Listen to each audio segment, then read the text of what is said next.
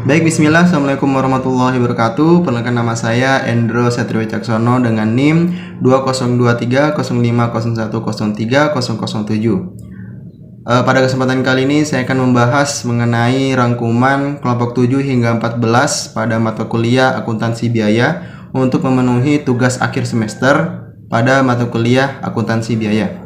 Oke, langsung saja pada materi pertama, yakni adalah join produk dan buy produk.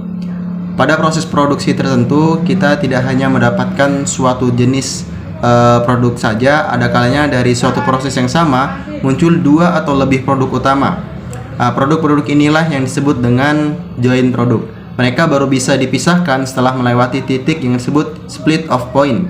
Contohnya pada proses penyulingan minyak mentah, dalam satu proses dihasilkan beberapa produk seperti bensin, solar, dan juga aspal. Semuanya merupakan adalah produk utama karena semua memiliki nilai ekonomi yang signifikan. Kemudian ada juga yang namanya byproduct, yakni hasil sampingan dari proses sebuah produksi utama. Produk ini memang bernilai ekonomi tetapi nilainya jauh dari produk utama. Misalnya seperti serbuk gergaji yang dihasilkan dari proses pemotongan kayu, walaupun bisa dijual namun nilai jualnya tidak lebih besar dari produk utama.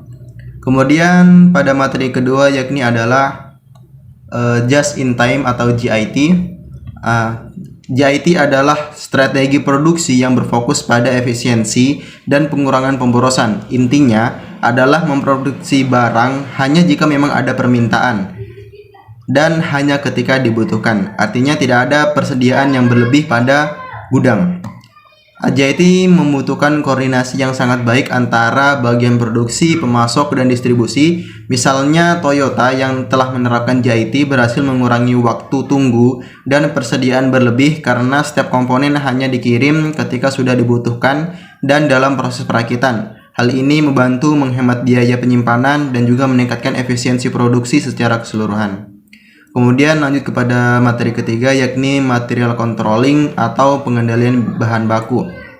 Jadi pengendalian bahan baku adalah upaya penting dalam akuntansi biaya untuk memastikan bahwa bahan yang digunakan dalam produksi dikelola dengan baik, tidak boros dan tidak menimbulkan kerugian. Perusahaan harus tahu berapa banyak bahan yang masuk, dipakai, dan yang tersisa, serta memastikan bahwa tidak rusak atau sudah kadaluarsa. Misalnya ada dengan sistem FIFO atau first in first out, yakni bahan yang masuk pertama akan digunakan lebih dahulu. Ini sangat penting untuk distribusi makanan atau farmasi agar bahan tidak basi. Kemudian ada juga ERP atau Enterprise Resource Planning, yakni membantu perusahaan memantau stok secara real time dan melakukan pemesanan ulang jika stok sudah mendekati batas minimum. Lanjut kepada materi keempat, yakni adalah labor controlling atau pengendalian tenaga kerja. Jadi pengendalian tenaga kerja adalah upaya sistematis untuk memastikan bahwa karyawan bekerja secara efisien sesuai standar biaya, waktu, dan kualitas. Ini penting agar tenaga kerja tidak berlebih, tidak lambat, dan sesuai dengan kebutuhan perusahaan. Pengawasan tenaga kerja mencakup perencanaan jumlah tenaga kerja, pengawasan waktu kerja, serta evaluasi hasil kerja. Misalnya dalam sebuah pabrik elektronik, standar waktu perakitan ditetapkan sebagai 12 menit per unit. Jika karyawan menyelesaikan pekerjaan lebih lama, maka perlu adanya analisis penyebabnya, apakah karena pelatihan kurang atau tidak memadainya alat yang digunakan. Kemudian pada materi kelima ada factory overhead controlling atau biaya overhead pabrik, yakni adalah biaya tidak langsung yang muncul dari proses produksi seperti biaya listrik, pemeliharaan mesin, atau gaji supervisor. Pengendalian biaya overhead bertujuan agar biaya tersebut tetap efisien dan tidak membengkak di luar rencana. Contohnya, jika perusahaan menetapkan tarif overhead sebesar 5.000 per jam mesin dan satu produk menggunakan 10 jam mesin, maka overheadnya adalah Rp50.000. Jika ternyata biaya aktual lebih tinggi, maka perlu dilakukan analisis varians, yakni untuk mencari tahu penyebabnya. Ini membantu manajemen tetap dalam jalur anggaran yang telah ditetapkan dan membuat keputusan yang bijak dalam penggunaan sumber daya tidak langsung. Kemudian pada materi berikutnya yakni departementalisasi biaya overhead pabrik. Jadi departementalisasi biaya overhead adalah proses pengelompokan biaya overhead ke berbagai departemen produksi agar pembebanan biaya menjadi adil dan transparan. Ini penting karena tidak semua biaya dikaitkan langsung dengan satu produk. Ada 3 metode utama, yakni pertama ada metode langsung. Jadi biaya departemen jasa langsung dibebankan ke departemen produksi. Yang kedua ada metode bertahap, yakni biaya jasa didistribusikan ke departemen jasa lain terlebih dahulu, baru ke produksi. Kemudian metode timbal balik. Jadi biaya antar departemen jasa dihitung secara timbal balik sebelum dibebankan kepada produksi.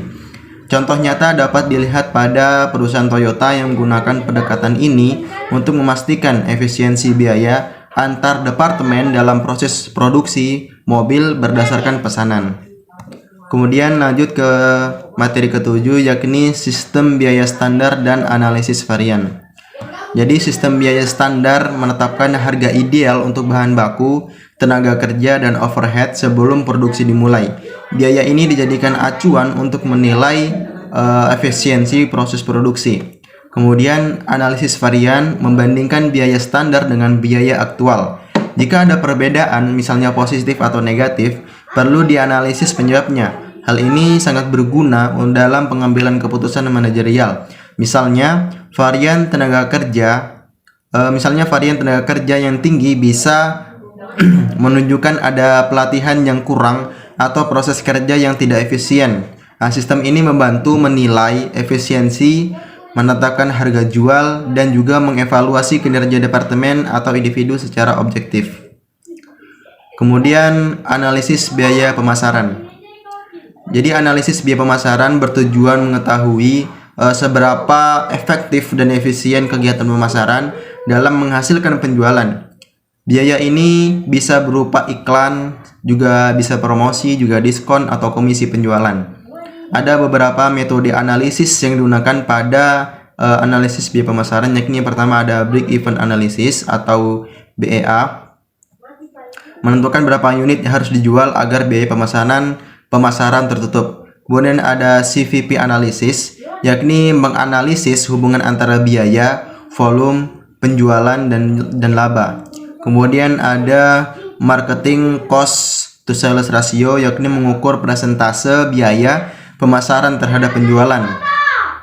Kemudian ada customer lifetime value atau CLV, menilai potensi keuntungan jangka panjang dari satu pelanggan dibandingkan dengan biaya untuk mendapatkannya. Kemudian ada return on marketing investment atau disebut ROMI, yakni menilai efisiensi setiap rupiah yang dikeluarkan untuk pemasaran. Dengan menganalisis biaya pemasaran, perusahaan bisa mengalokasikan anggaran dengan lebih tepat dan menghasilkan laba yang maksimal. Mungkin itu saja dari saya. Jika ada kurangnya mohon dimaafkan. Jika ada kesalahan kata juga mohon dimaafkan. Wabillahi taufiq wal hidayah. Assalamualaikum warahmatullahi wabarakatuh.